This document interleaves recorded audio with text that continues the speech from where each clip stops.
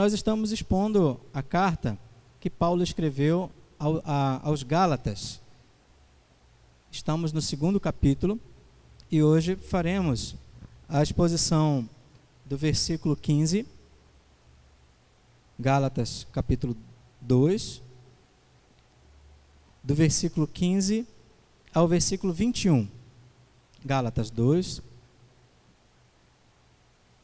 do 15 ao 21.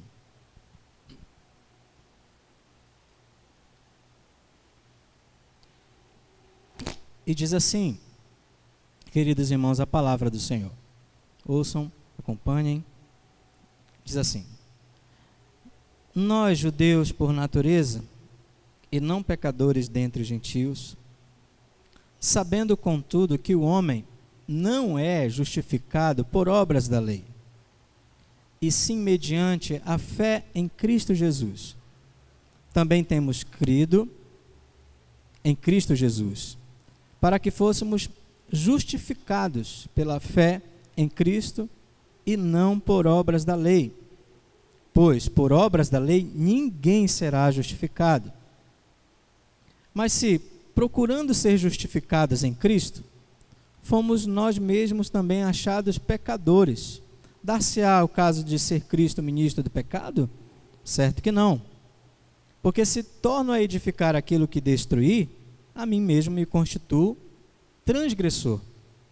Porque eu, mediante a própria lei, morri para a lei, a fim de viver para Deus. Estou crucificado com Cristo. Logo, já não sou eu quem vive, mas Cristo vive em mim. E esse viver que agora tenho na carne, vivo pela fé no Filho de Deus, que me amou e a si mesmo se entregou por mim. Não anulo a graça de Deus, pois se a justiça é mediante a lei, segue-se que morreu Cristo em vão. Amém. Vamos orar mais uma vez. Pai Celestial, obrigado por Tua palavra tão preciosa. Pai, que possamos entendê-la. Esse texto das Escrituras possa ser compreendido por Teu povo e que sejamos diligentes em obedecer, ouvir a Tua voz e guardar no coração a Tua palavra para não pecar contra Ti. Em nome de Jesus nós oramos. Amém.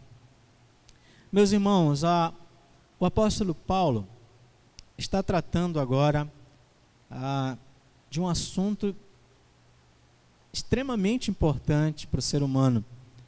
Ele está trazendo a resposta à maior necessidade que o ser humano tem.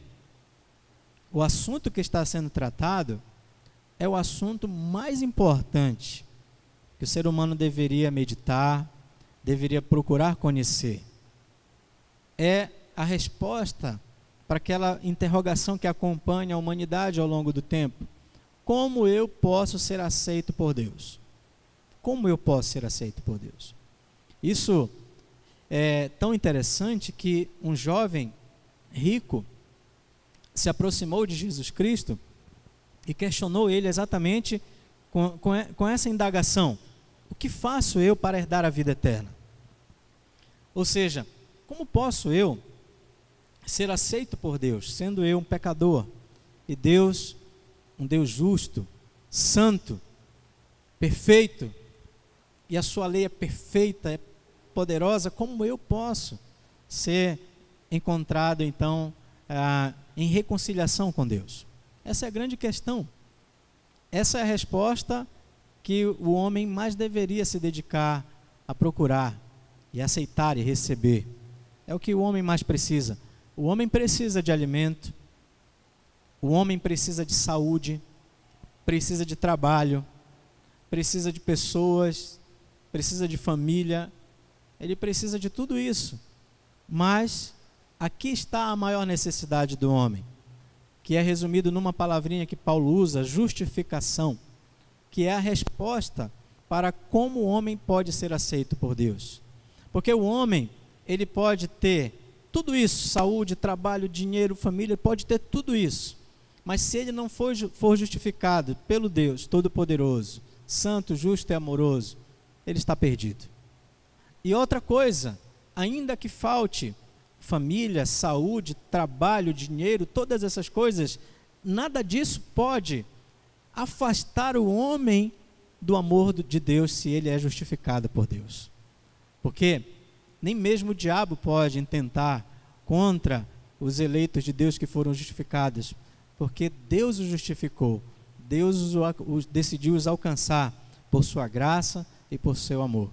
Agora é interessante que o apóstolo Paulo está tratando do assunto justificação. A palavra justificação é repetida várias vezes no texto que nós lemos. E o pano de fundo desse assunto, vocês lembram de domingo passado? É exatamente o embate que ele teve com o apóstolo Pedro. Isso é muito curioso, porque o apóstolo Paulo entendeu que Pedro precisava ser confrontado e chamado a atenção publicamente, porque Pedro estava negando a verdade do evangelho. Ele estava antes sentando e comendo com os gentios, mas quando chega certos judaizantes que vieram de Jerusalém, Pedro se afasta dos gentios e nega o evangelho e vai contra a verdade do evangelho, e Paulo se levanta e denuncia o pecado do apóstolo Pedro e o confronta, porque não é aceitável que o cristão, que a igreja de maneira geral, que o líder e a igreja de maneira geral abra mão do evangelho por causa de pressão de seja lá quem for. Nós vimos isso no domingo passado. Então Pedro agiu com acepção de pessoas, e o apóstolo Paulo nos mostra que ele, na verdade, em fazendo isso, agiu contra a própria doutrina da justificação pela graça mediante a fé. E por que isso? Qual a associação do pecado de Pedro em agir contrário ao evangelho? Porque, meus irmãos, vejam, entendam uma coisa: todo tipo de preconceito parte da ideia de que o ser humano se acha superior ao outro, seja por nacionalidade, por cor, por saldo bancário, seja pelo que for.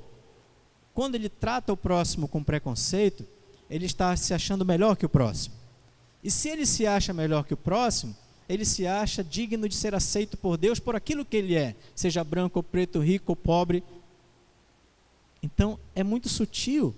O apóstolo Paulo está mostrando aqui para nós que quando Pedro trata mal os irmãos gentios, ele está indo contra o evangelho, porque Pedro está se achando melhor do que os outros. E nada aborrece mais ao Senhor do que a separação da igreja e do que a soberba do coração do pecador, que se acha melhor, que acha que pode impressionar a Deus, que acha que pode ser aceito por Deus, por aquilo que é. Então, irmãos, o assunto aqui é muito delicado. O assunto aqui é tão importante que Paulo precisa dedicar tempo para preparar a igreja da Galácia a respeito disso. Pela primeira vez, Paulo fala de justificação na carta aos Gálatas. E é curioso que ele fala pela primeira vez também em todos os seus escritos, porque a carta que ele escreve aos Gálatas é uma das primeiras cartas, ou a primeira carta que ele escreve. Então, pela primeira vez no ministério de Paulo, inspirado por Deus, ele está escrevendo sobre a doutrina da justificação. Mas o que é a doutrina da justificação? Vamos meditar sobre isso, irmãos? Vejam, o contrário de ser justificado é ser condenado. Não esqueça isso. O contrário de ser justificado é ser condenado. A questão é: como posso ser justificado? Como posso ser aceito por Deus? Alguns acreditavam que era possível por obras da lei, ou seja, que era possível obedecendo toda a lei para merecer a salvação. E nesse caso, a salvação já não era um presente gracioso, uma graça, mas seria então um salário, porque se eu obedeço toda a lei e agora mereço a salvação não é um presente, não é uma graça, é um salário, então eu mereço receber. E alguns acreditavam que era assim. Alguns defendiam e até hoje defendem que o ser humano pode obedecer toda a lei e merecer a salvação por seu próprio esforço, por sua própria obra, cumprindo toda a lei. E o apóstolo Paulo então exorta, dizendo que judeus e gentios não podem, ninguém pode, porque ninguém é justificado por obras da lei. E ele diz no versículo 16: e sim mediante a fé em Cristo Jesus. Ou seja, o meio da nossa justificação, nós recebemos essa justificação não por nossas obras, mas pela fé. No entanto, essa justificação é um presente gracioso de Deus, porque nenhum de nós merecemos. Não tem mérito em nós, nas nossas obras, nas nossas habilidades, na nossa justiça. Nós não temos isso. Nós fomos reconciliados para Deus por meio da obra, da pessoa do nosso amado Senhor e Salvador Jesus Cristo. Jesus veio a este mundo exatamente porque nós não poderíamos nos salvar. Ele veio a este mundo para nos resgatar do pecado. Nós estávamos cativos ao pecado, escravos do pecado, corrompidos, com uma natureza corrompida, maldosa, afastados de Deus, debaixo da lei, da ira de Deus. E Jesus veio, se fez carne para viver uma vida perfeita, obedecendo toda a lei de Deus, para ter mérito. E ele depois morreu, foi crucificado numa cruz, para derramar sangue em nosso lugar, em nosso favor, pagar o nosso débito, o seu débito, o meu débito, para nos justificar. Ou seja, pela fé, nós tomamos posse daquilo que Cristo realizou e fez por nós. O mérito é todo de Cristo. E nós recebemos essa graça da salvação. Somos considerados por Deus não mais condenados, mas justificados. Somos considerados por Deus por causa de Cristo, porque estamos em Cristo, porque fomos alcançados por Cristo, porque Ele morreu em nosso lugar, viveu em nosso favor, ressuscitou para a nossa redenção, para a nossa justificação. E porque estamos em Cristo, somos o povo justificado, apesar de pecadores.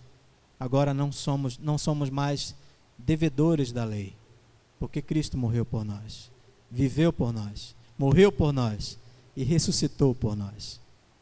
Essa é a doutrina da justificação com poucas palavras. Nós não podemos fazer nada para sermos considerados sem culpa, inocentes, puros, purificados. Não. Mas é exatamente por isso que Jesus veio. E essa é a boa nova, essa é a grande notícia, é a boa notícia do Evangelho.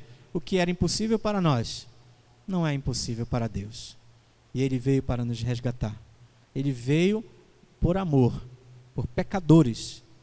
A Bíblia diz que Ele prova o seu amor para conosco, pelo fato de ter Cristo morrido por nós, sendo nós ainda pecadores.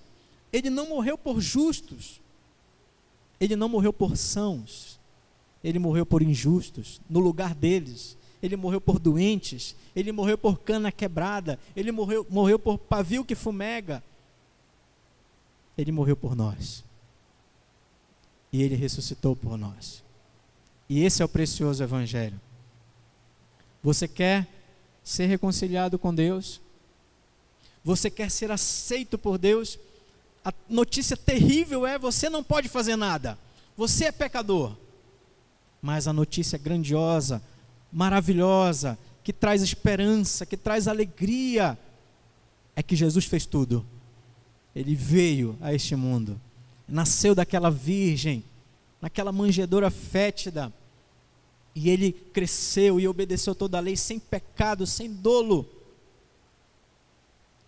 E Ele entregou a vida dele voluntariamente para morrer por nós. Foi condenado injustamente no lugar dos injustos. Assim como o cordeiro era imolado na antiga aliança, no lugar do povo, assim Jesus é o Cordeiro de Deus, que foi imolado para salvar a igreja dele, para expiar pecados, para trazer salvação. A terrível notícia: não podemos fazer nada. Mas a maravilhosa notícia, estrondosa, impactante, é que Jesus fez tudo. E Deus exige de nós que nós nos aproximemos com fé, porque sem fé é impossível agradar a Deus. E é maravilhoso que esse Deus, a Bíblia diz que a fé é dom de Deus. Deus é tão maravilhoso que Ele ainda nos concede o dom da fé, para que possamos estender as mãos, sem nada, vazias, de pecadores que somos, e receber graciosamente, por misericórdia, amor, graça, essa preciosa salvação. É isso que Paulo está dizendo, irmãos. Paulo está dizendo para Pedro, ele está dizendo para nós, que nós devemos parar com a acepção, com essa bobagem, porque ninguém é justificado por obras da lei, ou seja, ninguém é bom, melhor um do que o outro. Todos nós somos carentes, dependentes dessa graça, desse amor, dessa misericórdia.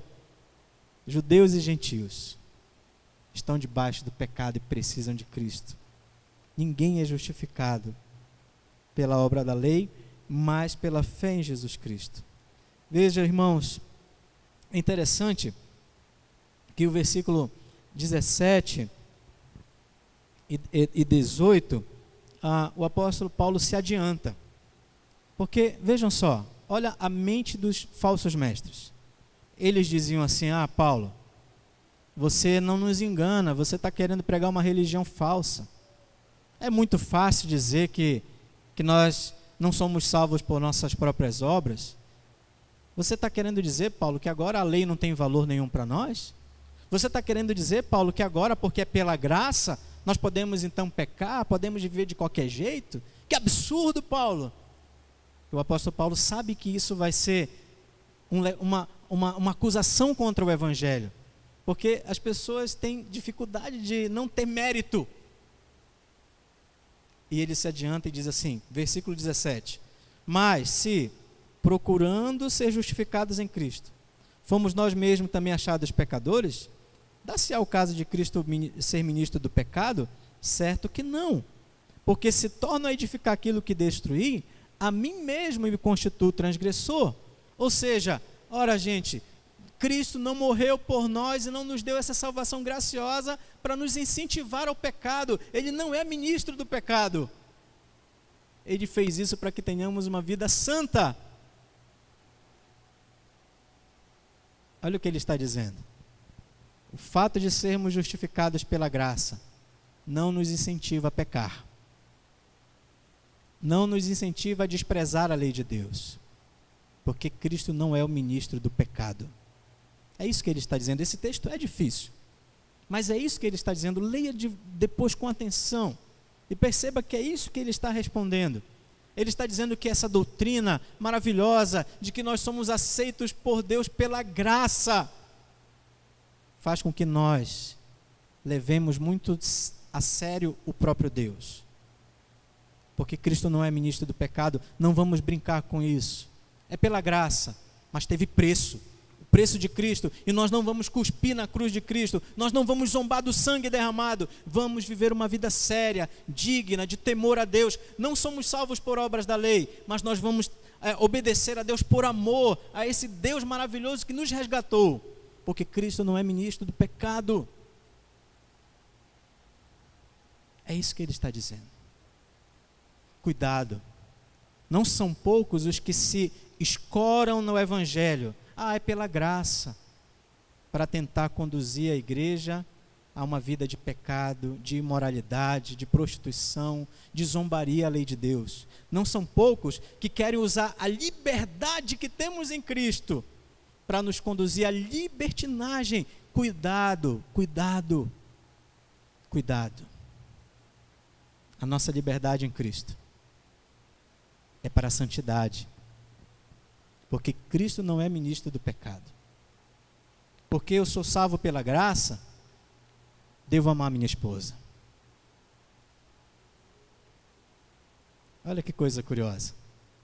Eu não estou dizendo que eu quero ser salvo, então vou amar minha esposa. Eu estou dizendo, porque eu sou salvo pela graça. E porque Cristo não é o ministro do pecado, eu vou amar minha esposa. Eu vou lutar pelos meus filhos, eu vou educá-los, eu vou ser honesto, eu vou ser justo. Nos meus negócios. É isso que o texto está dizendo. O texto, Paulo está nos mostrando e nos incentivando, irmãos, a viver para Cristo, com amor, porque Ele não é ministro do pecado, porque Ele nos resgatou, porque essa doutrina muda a nossa vida, nos motiva a viver para a glória de Deus. Vocês querem ver a prova cabal disso? Vejam o versículo, talvez, olha, nós vamos ler agora, talvez alguns dos versículos mais conhecidos da Bíblia.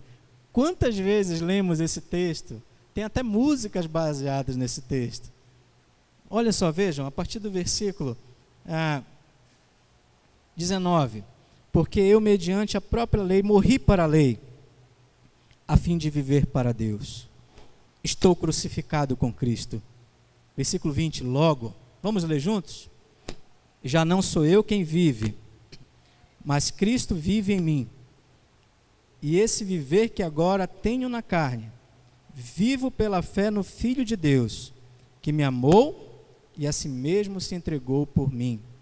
Não anulo a graça de Deus, pois se a justiça é mediante a lei, segue-se que Cristo morreu em vão.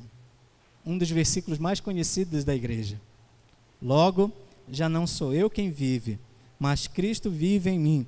E esse viver que agora tenho na carne, vivo pela fé no Filho de Deus, que me amou e a si mesmo se entregou por mim. O que Paulo está dizendo? Paulo está dizendo, irmãos, essa doutrina maravilhosa muda a nossa vida. Muda a nossa vida. Nos conduz nos caminhos da santidade. Porque não vivo eu, mas Cristo vive em mim. E esse viver, eu vivo pela fé no Filho de Deus, que me amou e a si mesmo se entregou por mim. Muda a vida. Tem que mudar a cada dia melhor, cada dia mais parecido com Cristo. Provérbios diz que a caminhada do justo é como a luz da aurora, que vai brilhando, brilhando até ser dia perfeito. Eu sei que não é fácil, eu sou um pecador como vocês. E nós temos lutas, nós enfrentamos tentações, ciladas, desânimos. O nosso inimigo, Satanás, é cruel, sagaz. O mundo com as tentações. O nosso coração é fraco. Está na graça, mas ele é ainda afetado pelo pecado. Então, não é fácil. Por isso que nós temos a igreja. Por isso que nós temos os meios de graça. Por isso que nós temos a palavra. Nós temos o Espírito que frutifica em nós. Os seus frutos de santidade. Não é fácil. A luta é grande. Mas nós temos, irmãos, que ter esse alvo na vida. Viver cada dia mais parecido, mais nos caminhos do Senhor.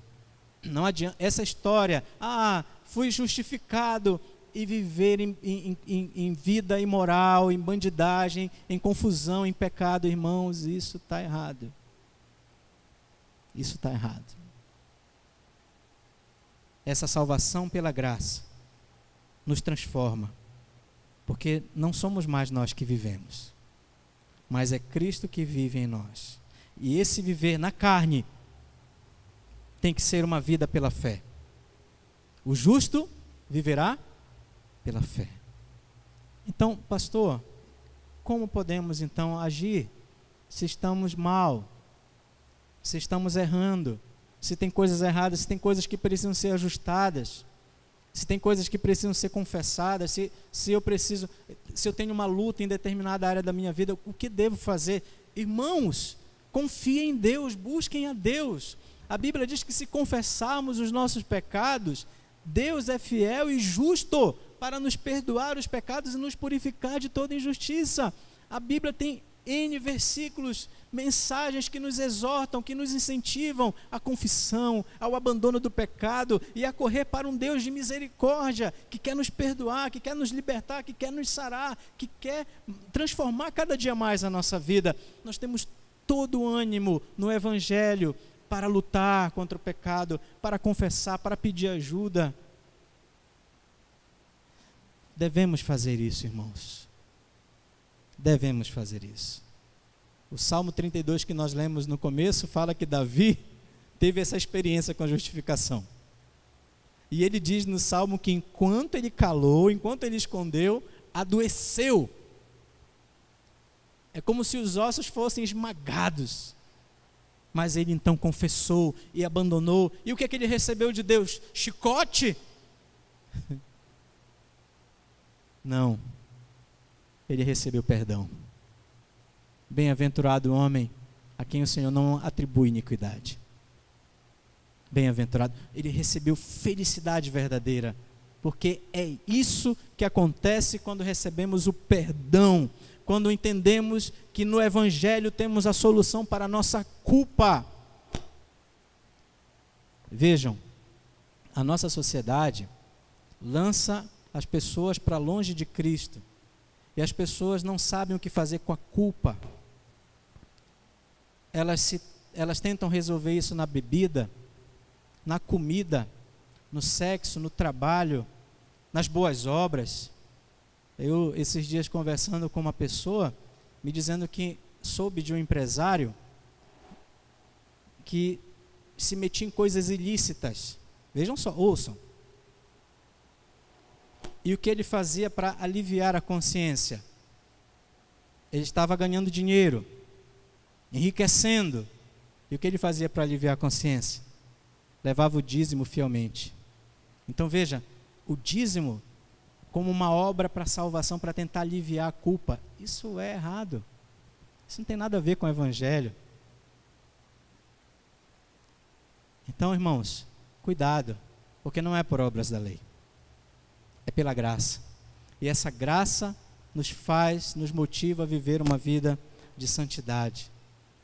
Uma vida de entrega total ao Senhor. E o versículo 21 diz assim: não anulo a graça de Deus, pois se a justiça é mediante a lei, segue-se que Cristo morreu em vão.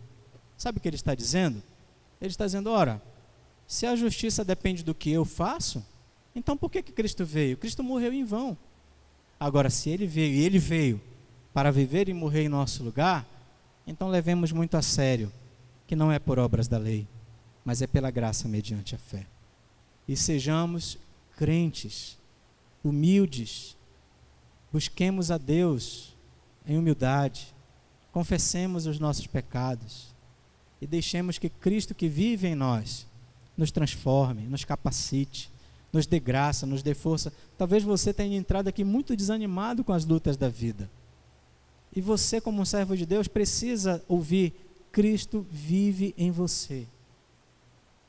Você tem o maior aliado que você precisa para as lutas da vida, para as lutas contra o mundo, contra o pecado. Você tem o próprio Deus que vive em você. Busque a Ele, se renda, se entregue a esse amor, se lance nesse amor. Eu li uma frase esses dias interessante, dizendo que o homem egoísta, orgulhoso, ele fica numa luta e ele acha que pode vencer. Ele sempre será um derrotado por causa do orgulho. Mas o homem humilde se lança nos braços de Deus, se lança no amor de Deus e recebe perdão, recebe cura, e Deus derrama sobre ele o rio de paz. Tem muita gente que não tem paz, porque tem pecado, não sabe o que fazer, tem culpa, se esconde, não sabe o que fazer. Mas a resposta do Evangelho é que Cristo sabe muito bem o que fazer. Ele veio e fez, Ele morreu, Ele pode perdoar, Ele pode purificar, Ele pode salvar. E somente Ele pode. E não há outro nome pelo qual importa que sejamos salvos. Somente o nome do nosso Senhor Jesus Cristo. Essa é a mensagem do Evangelho, irmãos. Como você pode ser aceito por Deus? Pela graça, mediante a fé. De um Deus que olhou para você e teve misericórdia de você e enviou o Filho dele para morrer no seu lugar, em favor de você, e depois lhe oferecer essa salvação graciosamente, para que você seja reconciliado com Ele seja justificado, seja irmão de Cristo, co-herdeiro com Ele, e faça parte da família, do corpo de Cristo, da família salva, santificada, santa, abençoada, que é a igreja do Senhor, que é muito maior do que uma denominação, mas é a igreja do Deus vivo, o povo de Deus. Esse Deus é maravilhoso. Louvado seja o nome dele, que nos oferece perdão, amor e misericórdia. Vamos participar da mesa do Senhor, meus irmãos.